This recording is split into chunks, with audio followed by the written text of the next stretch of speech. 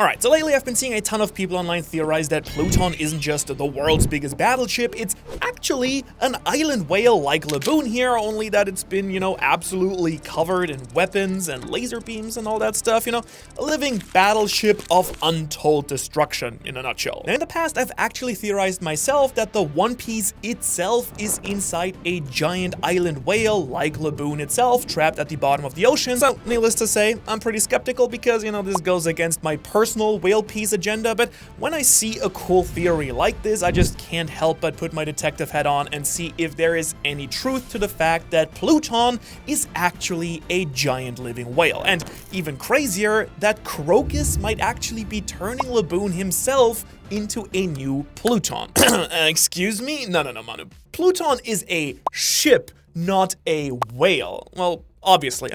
They say in the story itself that Pluton is a battleship like pretty much all the time, but lately I've been seeing a lot of interesting evidence circulating online that made me question everything I thought I knew about my beloved whale piece. To be more precise, I stumbled across this thread by Merlin D. Wizard on X, the Everything app, because everyone calls it that, who suggested that the ancient weapon Pluton isn't actually a battleship like Oda led us to believe, but instead that Pluton is actually a whale, specifically a whale that's been modified pretty much like Laboon has been to operate as a living giant battleship. As you can imagine, this Twitter thread isn't the only place that the Pluton equals whale theory's been circulating. Like, the Idiot Lord on Reddit even went as far as saying that Laboon himself is Pluton.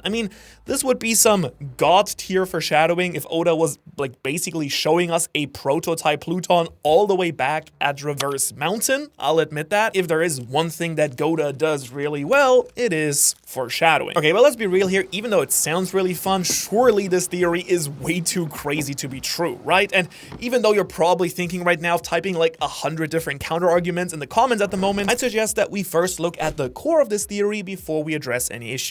Now, the main concept here is basically that Crocus, who is, by the way, this flower-headed old man who was part of the Raja Pirates, is actually turning this big, very lovable whale, Laboon, into a weapon of mass destruction. Or the other idea is that this has all been foreshadowing for a much more deadly modified whale that's just been chilling under Wano. But it's gonna get really old real fast if I keep acknowledging that possibility every single time. So for now, let's just focus on Laboon, and then you can imagine that I'm gonna add that caveat in it every single time as well. Okay, so Crocus, I think we might be onto you, man. In fact, I think I should sue you for medical malpractice if that stuff is true, because what do you mean you're living inside of one of your patients? I actually asked Chopper about it, and he said that this is totally not a normal thing for doctors to do, even in the One Piece world.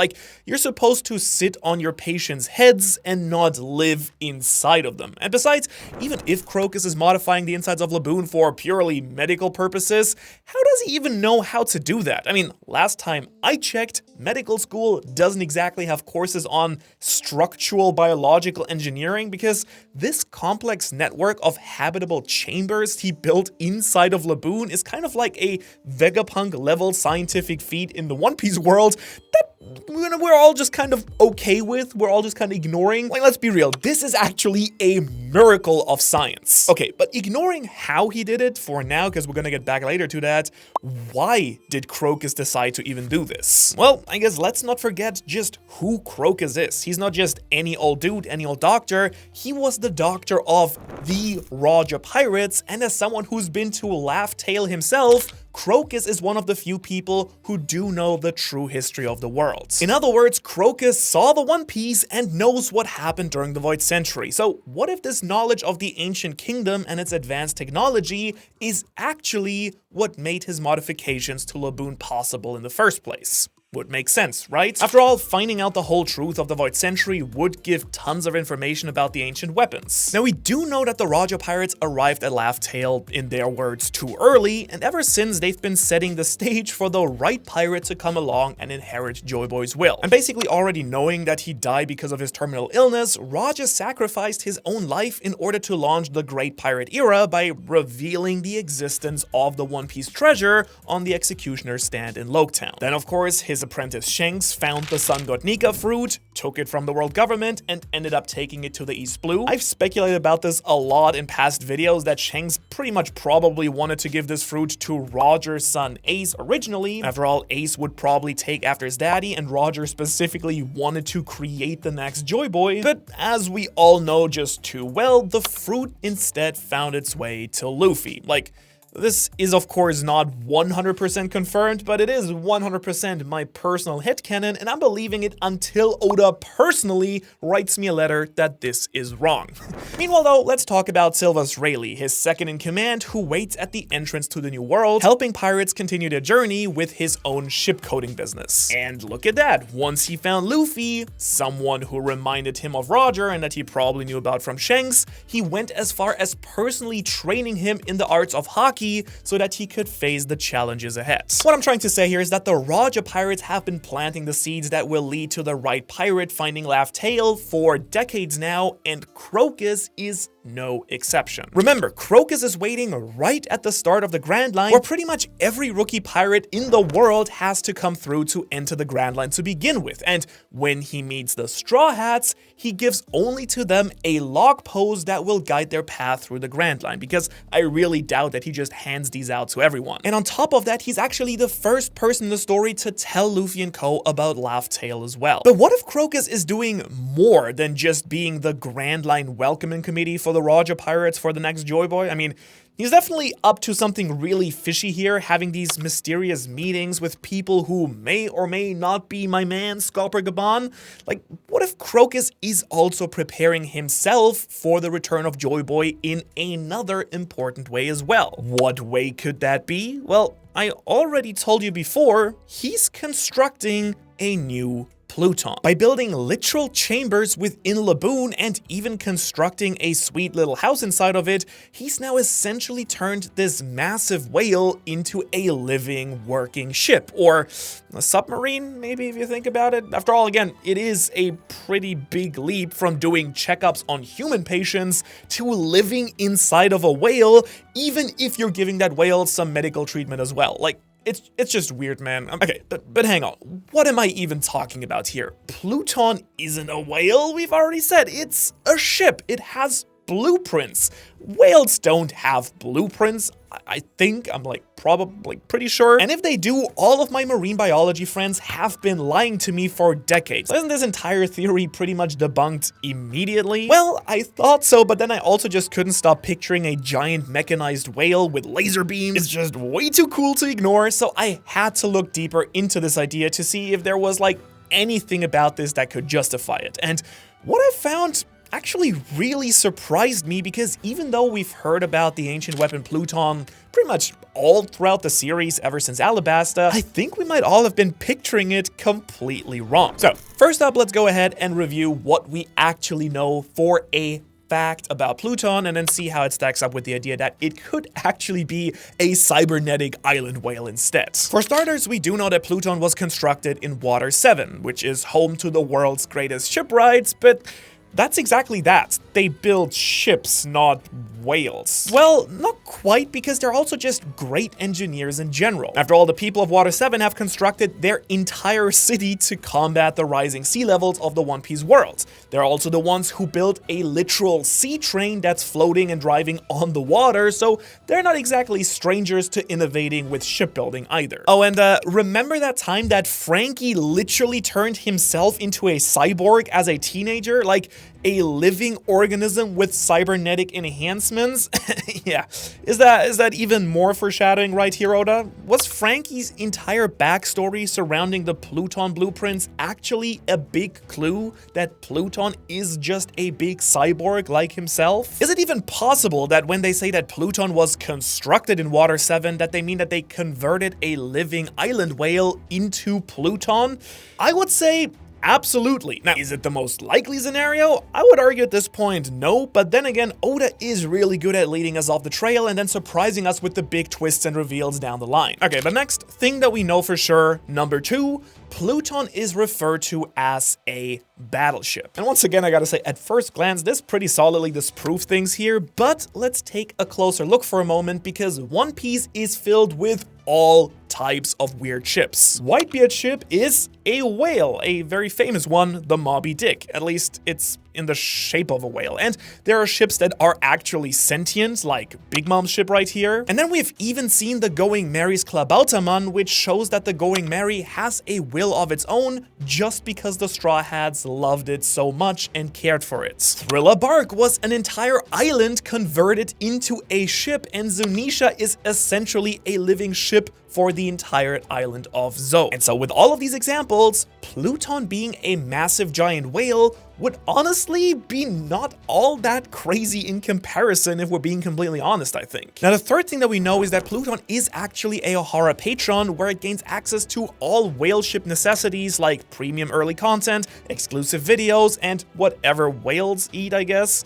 Krill, I think. So be like Pluton, subscribe to the Patreon, and gain the powers to destroy an island with a single attack. We offer that over there. And okay, that is the actual third thing that we know about Pluton. It can destroy an island with a single shot, and this one's pretty easy to solve. I mean, just give Laboon a big gun. Problem solved, I guess. Sharks with frickin' laser beams attached to their heads. And the fourth thing that we know for sure is that it has blueprints. And I mean, once again, obviously the implication with the blueprints is that Pluton is actually something mechanical, something that's been designed. But hey, I mean, a set of blueprints would also come in really handy if you're trying the insane feat of bioengineering, you know, turning an entire whale into a weapon instead as well, right? But to me, what's maybe the wildest thing of all here is that I actually took a closer look at the scene here where Frankie actually reacts himself to seeing the Pluton blueprints. I've been trying to say this sentence for a while. It is hard. Pluton blueprints. Okay. Anyways, we're looking at Frankie looking at the Pluton blueprints, and what I found here was actually kind of shocking. Because actually rereading this exact scene again with our theory in mind makes this Pluton is a whale theory just so much likely than I ever thought it could be. Because when Tom shows Frankie and Iceberg the blueprints for Pluton, they are absolutely shocked themselves. I mean, Frankie questions whether humans could even build something like that at all, and then Tom says something that should raise a bit of an eyebrow for us. He doesn't say, this is the most dangerous ship in the history of shipbuilding. No, Tom says, this is the most dangerous beast in the history of shipbuilding. Now, looking at the original Japanese and some other translations have him describe the ship as monstrous, but pretty much both of these words, beastly and monstrous, could basically apply to a regular weapon, but do seem to subtly imply a living sentient creature as well. It would also pretty nicely explain why Frankie and Iceberg are so completely baffled by Pluton's nature, because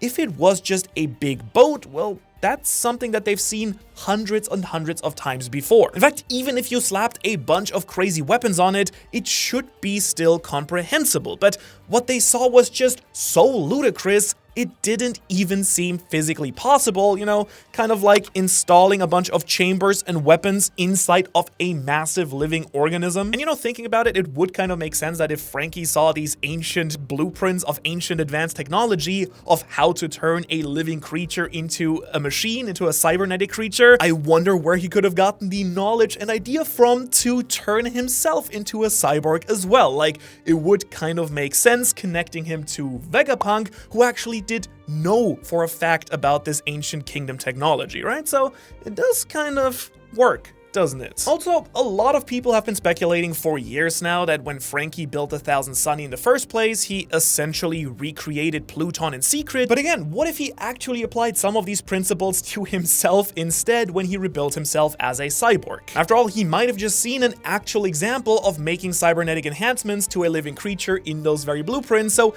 it might seem absolutely crazy that Pluton would be a whale instead of a battleship like we've been told, but think about what we do know about the other ancient weapons as well. So far, the only other confirmed ancient weapon that we have seen is Poseidon. And through all of the hundreds of chapters building up to the ancient weapons, I doubt that anyone guessed that one of these weapons was gonna be a mermaid princess out of all things. And so given that the literal only other example that we have of an ancient weapon is also a living creature, a big one at that, it doesn't exactly seem super far-fetched really that Pluton could be one as well. Because of course, we also have the fifth piece of info that we know for sure about Pluton, because as Robin learned from the poneglyph in Alabasta, Pluton is hidden beneath Wano country. And the thing is that this might actually help us confirm some things as well, because Robin specifically says that beneath Wano, you would find the sleeping ancient weapon, Pluton. That's right, sleeping. Like, you know, that's an activity that usually living things do, not, you know, like ships and stuff, I would say. But also, do you know what's pretty unique about the ruins of Old Wano country? There's multiple levels. Due to the global flood in the Void Century, the first part of it is underwater, and then also, since the walls were closed, the second level is underwater as well. And you know what? Oh my god, underwater is kind of like, you know, where all the whales live, it turns out. But wait. If Pluton was really a whale just chilling out beneath Wano country, wouldn't it have, like, died by now? Well, there are a few possibilities to address that problem as well. First off, we already know of a living creature with a lifespan going back all the way to the Void Century, Zunisha right here. And if Zunisha is still alive and kicking, you know, maybe Pluton is just fine as well. Or of course, maybe something like the past Ope Ope no Mi user gave it the immortality whale surgery, you never know. But if Pluton is sleeping beneath Wano, maybe it's entered some kind of hibernation state until it's ready to be woken up again and then blast apart the wall sealing Wano off from the outside world. You know, waking up, kind of what happened with Emeth as well. Or there is another option. It's just straight up dead. Maybe the old Pluton did actually die, and the chamber beneath Wano is just pretty much its watery grave. And that would be a very convenient answer to my next question, and one I'm pretty sure that you're asking yourself at this point as well.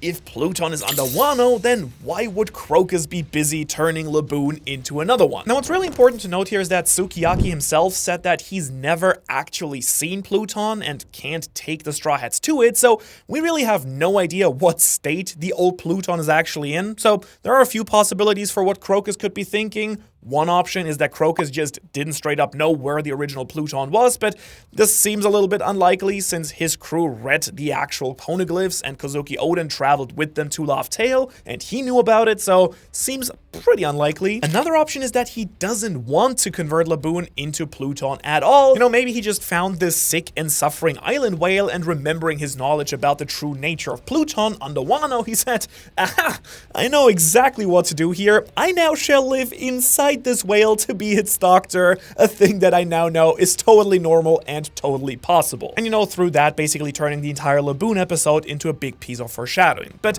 what I think is actually the most likely is that after he learned that Roger's old buddy Oden was executed by Kaido, he probably got worried about the original Pluton being found by the wrong people. And I will say this does seem like a little bit of a contingency that the people of the Ancient Kingdom had in the first place. After all, they did leave a set of blueprints just laying around, so maybe they knew that since the ancient weapons had a natural lifespan, they intentionally left behind the means to create a new Pluton. Maybe all of the ancient weapons, kind of like Poseidon, were meant to reincarnate in a sense, you know, just like Shirahoshi's power is inherited through her own bloodline. And in fact, I think that would just really resonate with One Piece's themes of inherited will as well. I mean, in the same way that Luffy inherited the will of Joy Boy or ate the Nika fruit to gain those reincarnated powers and their will, maybe Laboon is inheriting the will of Pluton. Now, you probably have heard already somewhere that many people have speculated that island whales have a natural urge to want to destroy the Red Line, and the other pot of island whales that the crew meets after Fishman Island also have similar head scars to Laboon. You know, it's almost like they can all tell that the Red Line is an unnatural structure that doesn't belong there, and moreover, that is especially interesting since island whales are shown to be highly intelligent and absolutely capable of following some of human conversations. So you kind of think that they'd figure out at some point that ramming just isn't working whatsoever, but they do continue to do it anyway. So maybe it's because they have inherited this strong will in their DNA, and maybe there's something particularly special about Laboon that made Crocus choose him as the potential next Pluton. He's conveniently located near Reverse Mountain instead of the other side of the Grand Line, and even though the final battle will surely involve taking down Imo and the Celestial Dragons at Marijua, maybe it's the other side of the Red Line that's actually gonna be more important. Again, many other people have speculated that Reverse Mountain is this sort of X marks the spot, indicating that it has some type of connection to the One Piece. And so perhaps it just straight up needs to be destroyed for Joy Boy's will to truly come to fruition. Or or maybe it simply creates an easier path to Laugh Tale, which should be somewhere on the other side, since that would be the, factual end of the Grand Line. Or maybe Laugh Tale is just actually deep below the ocean, another idea which stocks have now gone way up ever since we learned that the One Piece world was flooded immensely. And that would mean that a vessel like a whale can now dive down to the ocean floor, and that would be pretty useful to have, I'd say. But whatever is the truth here, it totally does seem possible to me that with Laboon, Oda was employing some absolute god tier level foreshadowing for the ancient weapon Pluton and the One Piece. After all, we also need for Laboon and Brook to reunite at some point in the story anyway, so might as well strap a giant laser on the whale's head for good measure and for a truly bombastic reunion as well. In case you can't tell, I really want that laser. Now with Brook's backstory, we already got tons of hints about the Void Century and Joy Boy, so why not have the other component of his story play into the endgame of the series in a truly spectacular way? Oh, and if you're asking what hints I'm talking about with Brook's flashback and the Void Century, have you ever even listened to the words of Bing Sake? Because besides being, of course, a #1 certified banger, this killer track actually basically spoils the entire Void Century and the life of Joy Boy. And if you want to know more about this and how I retranslated the entire song from Japanese, you can check out that video right below me, Bing Sake right here. Otherwise, once again, thanks so much to Laboon and my other patrons. You guys really help us keep the channel running. Really, if you like what we're doing here, want to get some extra perks, early access stuff to podcasts and so on and so forth, would be really nice if you go check it out and if that's something you're interested in. Otherwise, I will hopefully see you in the next one.